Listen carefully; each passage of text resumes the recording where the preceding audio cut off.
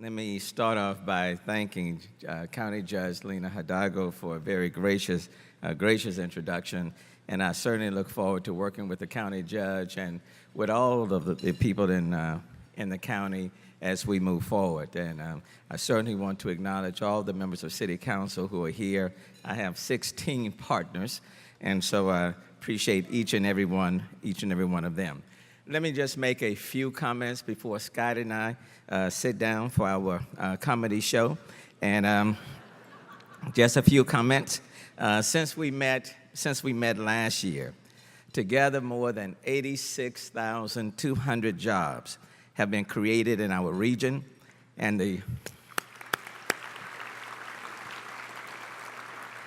the city now has the lowest unemployment rate since 1981, almost 4 decades. The national publications recognize Houston as a smart city. 5G is being deployed. Tech companies now see the added value of expanding in Houston, #Silicon Bayou. The state-of-the-art recycling center, which some say is the best in the country, is now open in Northeast Houston. Curbside recycling of glass is back. Contractors and labor groups are placing more emphasis on job safety, health care for subcontractor employees, and better wages. Steve Costello, the Chief Recovery Officer, Marissa Aho, the Chief Resilience Director, Shannon Buggs, the Complete Communities Director, are working in alignment with all of our departments and stakeholders to build a stronger, resilient, and more sustainable Houston. Meenal Patel Davis, the Special Advisor on Human Trafficking, has received the Presidential Award, acknowledging her work and the city's efforts in attacking labor and sex trafficking, and cities across the country recently convened here in Houston to learn from us how to enhance their efforts. Pension reforms are working with the unfunded liability from $8.2 billion when I came into office 4 years ago to today. It is $4.03 billion.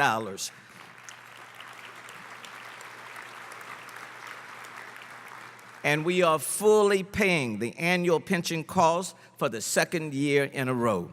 Since 2016, City Council has approved 3 balanced budgets, and this 4th budget will be without layoffs or deferrals, and it will fund 5 police cadet classes for public safety. Infrastructure remains a top priority. Rebuild Houston has been renamed to Build Houston Forward. Now we want to accelerate the repair and rehabilitation of drainage and streets with a greater focus on neighborhoods and not just large major thoroughfare projects which severely limit the extent and impact of improvements. We want to work very closely with the county to complete the 239 projects authorized by the voter-approved bonds post-Harvey. We look forward to working with the Greater Houston Partnership to nudge the federal and state governments to advance the billions of dollars of federal infrastructure dollars already approved, needed to expand our channels, construct more detention basins, another reservoir, and the coastal spine. To date, we have not received $1 for needed infrastructure projects 19 months after Harvey. We are hopeful that the state will tap into its $12 billion rainy day fund and assume the local match required for these federal projects. If the Port of Houston is to continue to be competitive globally, the channel must be deepened and widened, all the way to allow for 2-way traffic, and federal dollars will be needed. Since 2010, the city has been embroiled with the EPA and the Department of Justice on the terms of a consent decree regarding sanitary sewer overflows, SSOs. It is my hope that within the next 30 to 45 days, we will reach an amicable resolution and bring this matter, like pensions, to an end. Every day, Monday through Friday, the daytime population of our city increases by 27%. We are losing too many productive hours on our streets. Our city has changed. The region is changing, and our transportation, transit, and mobility systems must change. People want options, and we must give them options, multimodal options. We must give them a transit system that meets their needs. Metro will put forth their Metro Next plan in November for your consideration, and I strongly hope you will give it your full support. An integral part of our infrastructure has to do with our parks and green space. And even as we seek to redesign I-45, one of the goals is to exponentially add more parks and green space and connect communities that have been separated by our freeways. Houston is blessed with signature parks that have attracted generous donors. In the last decade, Houston has earned a national reputation for its ongoing green renaissance, fueled by transformative public-private partnerships. In 2020, we will come together again to celebrate the completion of the Bayou Greenways 2020 plan that connects 1.5 million Houstonians to linear parks and trails along our bayous and to one another. However, the work to lift up all of our parks is far from complete.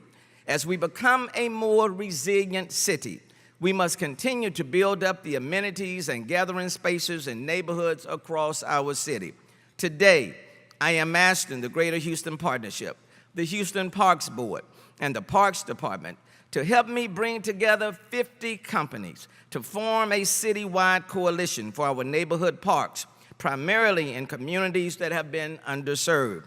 With 50 companies partnering with 50 parks, the 50 for 50 effort will touch every district in the city because all Houstonians should have easy access to welcoming, well-maintained, safe, and fun parks. Like any great city,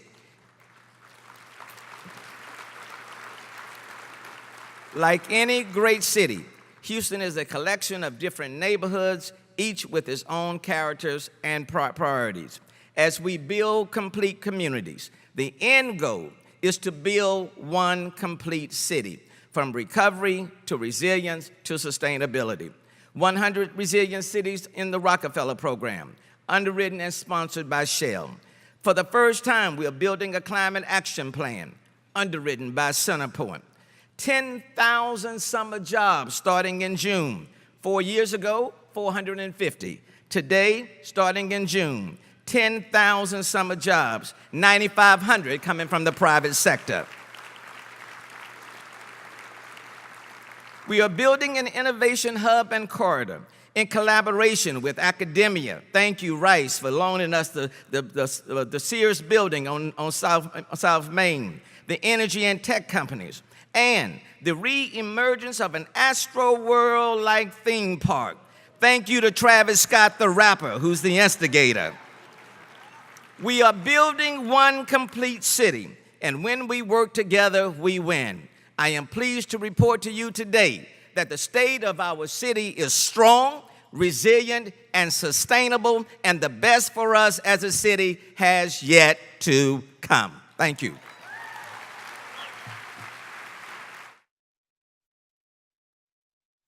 Good job. Well done. Yes, thank you. All right. Wow.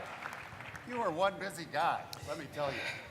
Well, let's start with the most important thing up front. I really appreciate you sending me those ideas for some HEB ads. I mean, with everything you have going on, how did you find time to do that? I wrote myself in some of those Well, ads. and that's why I'm sorry to tell you I can't put you in because you're too busy doing everything else. I'll make time. All right.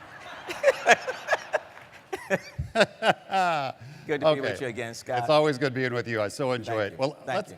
let's start with this topic, the one that has been at the headline of the news for really months now. Which one is that? And that would be and that might be Proposition B, where we talk about pay parity for firefighters. Okay. And last week was ruled unconstitutional and void by the courts. Yes. So how does that decision affect the city's budget and services, and where do we go to from here? Well, setting Proposition B aside, the 66 firefighter cadets have been sworn in. There will be no layoffs of 225 classified. There will be no demotions in ranks. The 47 municipal employees that receive pink slips, there will not be any layoffs there. Our fund balance with Proposition B would go down to the lowest level of 7.5, which is what we are obligated. Now the fund balance will be higher. There will be no deferrals. Fitch Credit Rating Agency had given us a negative outlook after the passage of Proposition B. I anticipate that that will change. So the financial outlook for the city of Houston is much, much, much better. Okay, good. Thank you. So at some point in time, though, I would imagine you'll come back to negotiate again, or is it going to be held up in the courts, or where do you see where to from here? You know, there's no question. I've always said that our firefighters are deserving of a pay raise, and they are. They are deserving of a pay raise that the city can afford. Last year in 2018, we had to negotiate with all three employee groups. Our municipal employees, the people who pick up your trash, work in the health department, in the libraries, they're receiving a 6% pay raise over 3 years, 3, 2, and 1. Our police officers on the street every day, they're receiving a 7%. They came to the table, they negotiated 4 and 3 over a 2-year period. Our firefighters are deserving of a pay raise. The initial, what I've put forth is a 9.5 over 3 years. But look, my door is open, and I'm prepared to come to the table to work with firefighters. They are deserving of a pay raise. There's only one qualifier, and that is, regardless of what the employee group is, they are deserving of a pay raise that the city can afford. And I would hope that that could be done today or tomorrow. I'm prepared to sit down and talk with them. It's important for the city to move forward. We don't have to litigate things all the time. The door is open, and I'm prepared to work with them. Good. Okay, thank you. So what, in 2 weeks, we enter another hurricane season. So let's talk about recovery and resilience. So how do you feel about the city today in terms of resiliency or recovering from Hurricane Harvey? And could you speak to how the city of Houston is using our resources and partnering with the county to make the best use of local and federal funds in terms of mitigation to improve our flood resilience? I'm hopeful and anxious all at the same time. I will say to you that we have more high water rescue assets now than we had when Harvey occurred. And so we are in a much better position to deploy resources across the board. We're using more technology and sensors, more so now than we've done in the past, and I'm pleased with that. Project Braves, that has been on the books for quite some time, in order to widen the channels, retrofit many of the bridges.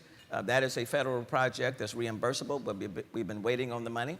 The members of City Council, we voted over a year ago to borrow $46 million from the Texas Water Development Board to pass that over to the Harris County Flood Control District to get that project completed. That one is moving forward. We've taken steps for future construction after September 1 of last year for construction to be built higher above the floodplain. That's a positive step going forward. With respect to the dollars, the federal dollars that are coming in, we anticipate still about $4 billion coming. Of that amount, only about $1.3 billion for housing, repair, and construction is now available for the city of Houston. But in terms of the $1.1 billion infrastructure dollars coming from HUD, this is the first time HUD is dealing with infrastructure projects, so they still have not promulgated their rules. And so we are nudging them along, and the Great Houston Partnership's effort in that will help us to move forward. There's hazard mitigation grant funding that will be available, not yet. It's about $275 million. We've identified 4 priority projects on that end. One is in Kingwood. They don't have enough gates. There are only 4 gates in Lake Houston. So when Lake Conroe release, when they release that water from the San Jacinto River, it gets stopped on the lower end. We need to expand the number of gates there. That's one project. The second one is in the North Canal. It will affect White Oaks Bayou as well as Buffalo Bayou. And with that project, we'll take the lower portion of downtown. We'll reduce significantly its mitigation risk. That's the second one. The third project is in Northwest Houston, working with TERS 17, Councilmember Travis. And so we're working on that project, another pretty good detention basin project. And the fourth one is in the Inwood area, the old Inwood Golf Course, about 220 acres, building a detention basin there. That will help that sector. So as monies become available, we can get that done, those federal dollars. My hope is that the legislature will tap into its rainy day fund. They got a $12 billion rainy day fund. Senate Bill 7 is kind of going through the process. That will provide additional dollars for the local match. For the FEMA assistance, we need the local match. For HUD monies, you don't need a local match. But Steve Costello, Marisa Aho, Public Works, Carol Haddock, all are working together to build a city that's stronger, more resilient, more sustainable. In terms of Rebuild Houston, what I have now renamed Build Houston Forward, we're going to be doing more impactful projects, more in the community, and aligning the drainage, flooding, streets, that's the emphasis, and aligning those dollars with the county $2.5 billion bonds, those 239 projects. By working in collaboration and then waiting on the federal dollars, we ought to be able to do more projects sooner, but those projects don't just take place overnight. And so, but where I am now, in terms of the city, we're moving in the right direction, but it is going to take time to build the infrastructure that will be needed to really mitigate the risk of flooding in our city. I think the message both to the feds and to the state is, look, you can pay now or you can pay later. You can pay now in terms of resiliency to prevent another storm and the damage, or you can pay to recover later. Well, the disaster should not come before the mitigation. It should be the mitigation and then to minimize the disaster. We do need to engage in more buyouts. When you've done all of these other things, widen the channel, more detention basins, elevated homes, if it appears as though these homes would still flood, that's when the buyout should need to take place. But we all need to work with a sense of urgency because we faced 3 500-year floods. 2015 Memorial, Tax Day in 2016, Harvey in 2017. We were fortunate in 2018, but it doesn't have to be a hurricane. It can be a system that drops 10 inches of rain in 6 hours, which is what happened in Kingwood, and that's why you had that area that flooded this time around. The partnerships policy team has been really active in Austin, lobbying for support of state funds, realizing that the majority of the money has been coming from the feds and from local, but we need support from the state in a big way. And we need a revolving fund created on the state level because the federal government has to change its paradigm. When you're dealing with natural disasters like Harvey, it does not make sense, and people do not understand why 19 months after a disaster, we're still waiting on infrastructure dollars. They don't understand it, it's hard to explain it, and quite frankly, I don't understand it. So there needs to be a paradigm shift at the federal level in terms of how we get dollars out to local governments in future disasters. Yeah. Amen. Okay, let's switch gears and talk about what I think is one of the most exciting developments, and you talked about it in your comments, that over the last year we've seen such an increasing focus on digital tech innovation, particularly with the announcement of the ION by Rice and TMC3 and Microsoft's investment on developing Houston's smart city strategy. So we've seen this big upward trend on innovation. So what do you see that this means for Houston's digital tech future? Look, the ecosystem has really been developed. Right now, as we speak, let me back up. In 2016, we were not showing up on the Kauffman Foundation report when we talked about venture capital funding, okay? We were not in the top 20. Other cities were, we were not. We had put forth a task committee at the city, task force committee at the city level, worked in conjunction with the Greater Houston Partnership. The Houston Tech Center is now Houston Exponential. We've now established this fund-to-fund account. We've closed already on about 25 to 30 million, another 25 million to come. Mass Challenge has come from Boston. It's now expanding in the city of Houston. WeWork is expanding this operation. Plug and Play, that's in Silicon Valley, has been introduced to Silicon Bayou, and they'll be opening it up here, I think, in June or July. There are now 3,000 startups in the city of Houston. Between the station, Gabby Rowe, let me acknowledge her, with the Canon, Houston Exponential, 3,000 startups, and that number is increasing. And since 2016, the number of tech jobs in the city of Houston has increased by 140%.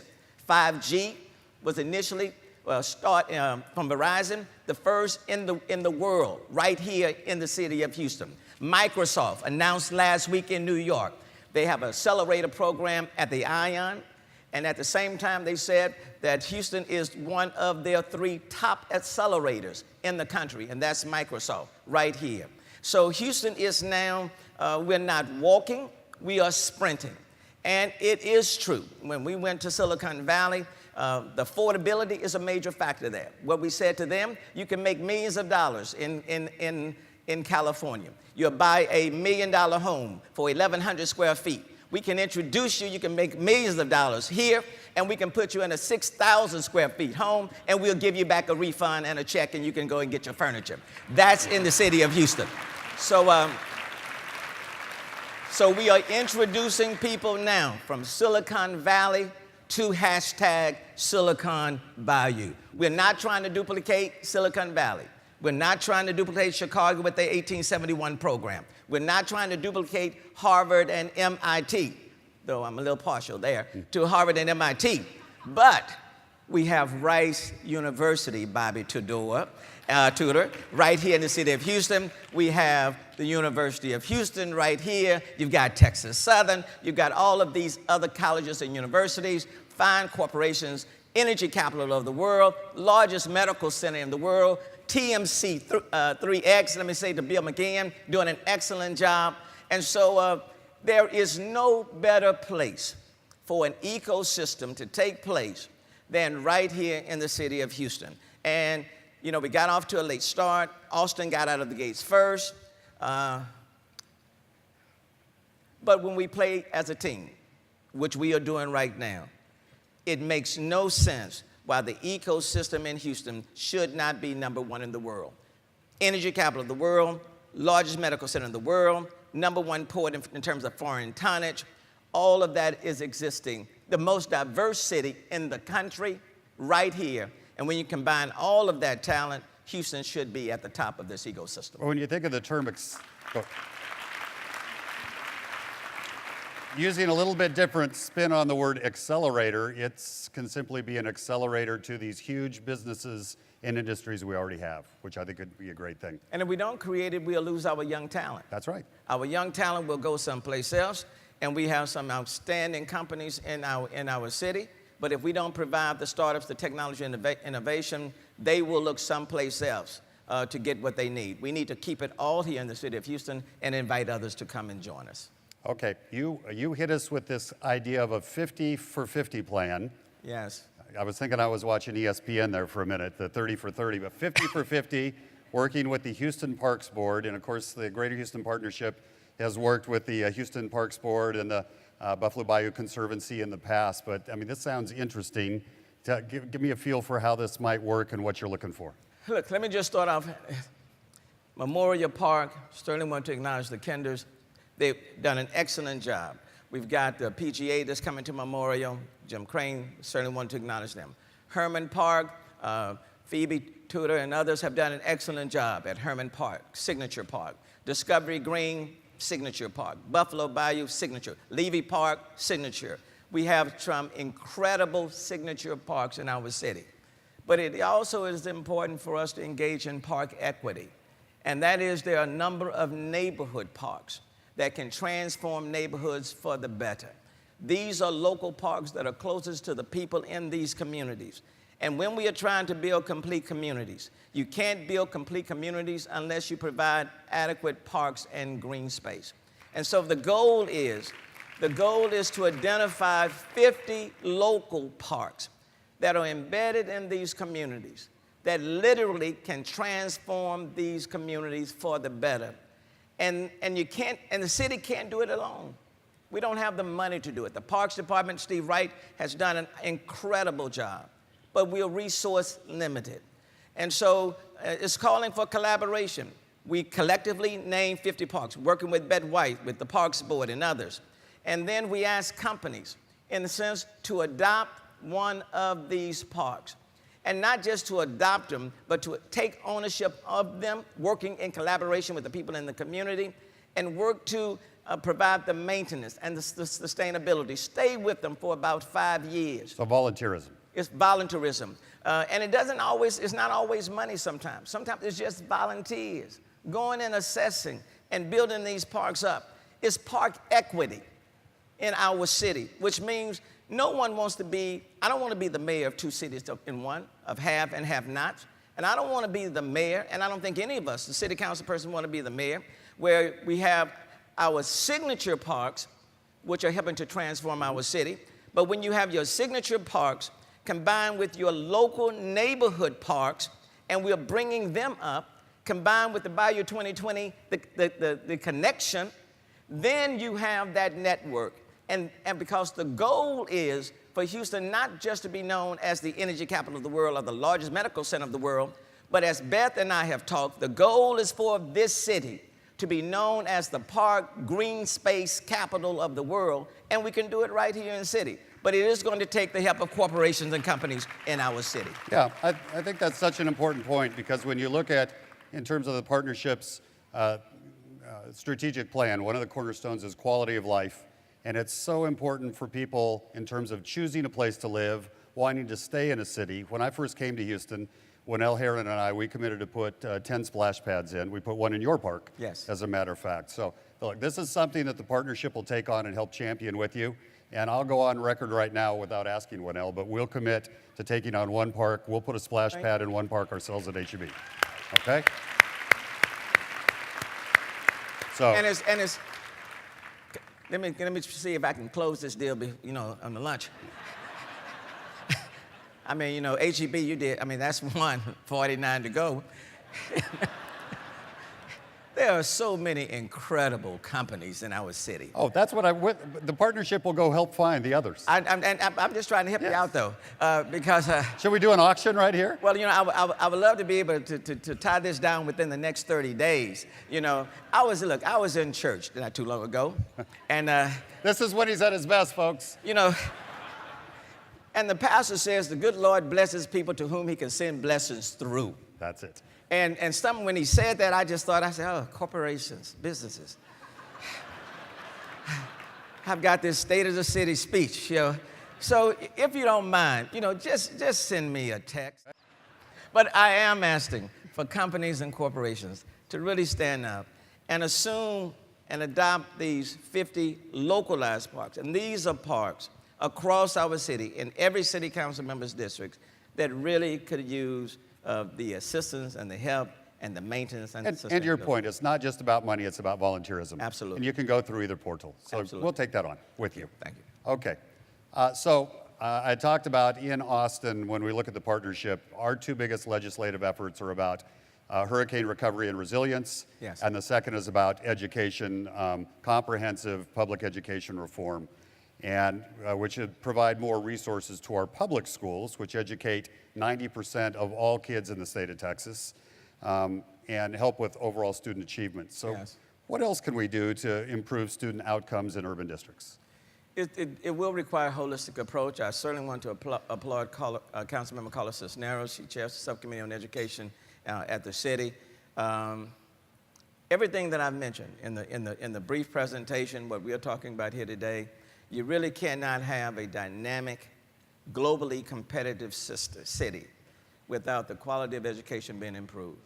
We have 17 school districts that traverse the city of Houston. We need every one of those school districts to be operating at their very, very best. We have gifted kids in our city. We owe it to them to provide them with a quality education. You and I were talking at the table. Neither one of us will be sitting where we are today without that quality education. We all know what it can mean. Look, you all know my story. Neither one of my parents graduated from high school. My mom was a maid. But for her, education was the key. I am sitting on the stage today because I had quality teachers, quality principals, people who were dedicated, who gave their maximum, and they had high expectations, and they were highly skilled. Our kids deserve that and even more. We cannot afford to just bypass the educational system.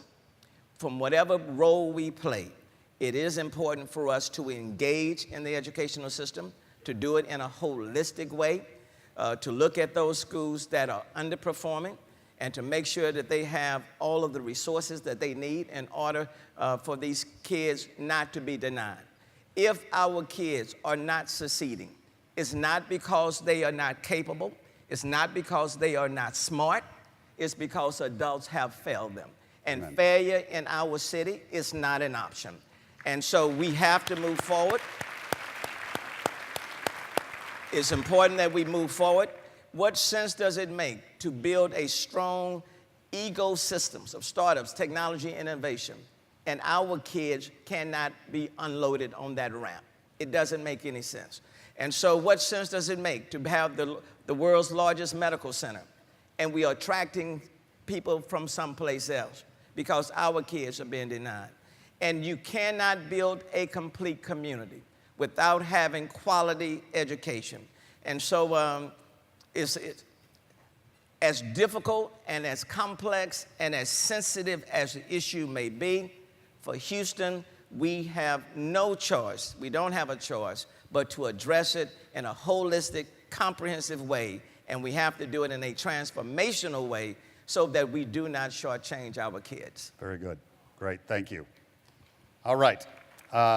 Let's look at this one.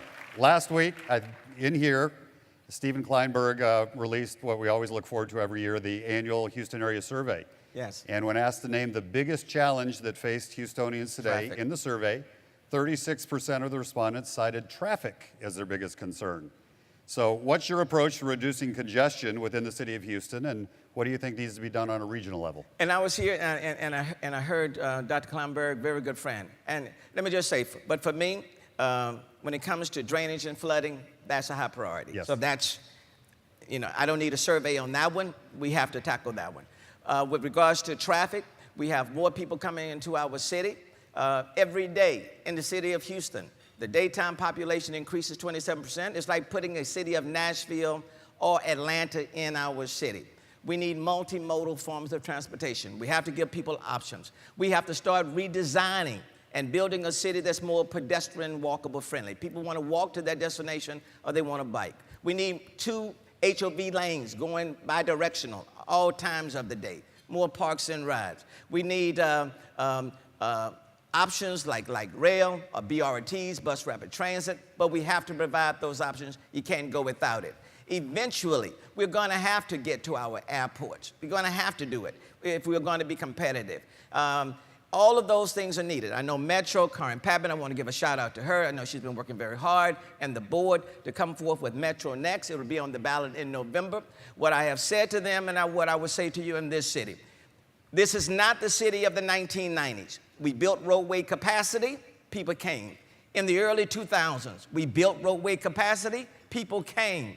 This city has changed. The region is changing. People are demanding multimodal options, and we have to give it to them. And so what I would say to you in closing, either we go bold or we stay home. And I'm hoping in this election in November, the Metro Next program will not be a political statement where we stay safe within our zone. I hope it will be a statement in which we are giving people a transportation, transit, mobility system that meets their needs. Because when we are traveling all over the world and we are talking about transit-oriented development and where the rail line is going, that's a selling point. Amazon, they wanted to make sure that we were on the rail line. So you can't sell it to industry one way and we run away from it on the other. It does not work. So this city has to come forward. We need to be bold, transformational. Let's give people what they need. And I believe if we give people what they need, the people will support it. But it is time to move this city forward. And lastly, I do not want to be second class to Dallas. Amen. Dang. All right. Ladies and gentlemen, Mayor Sylvester Turner.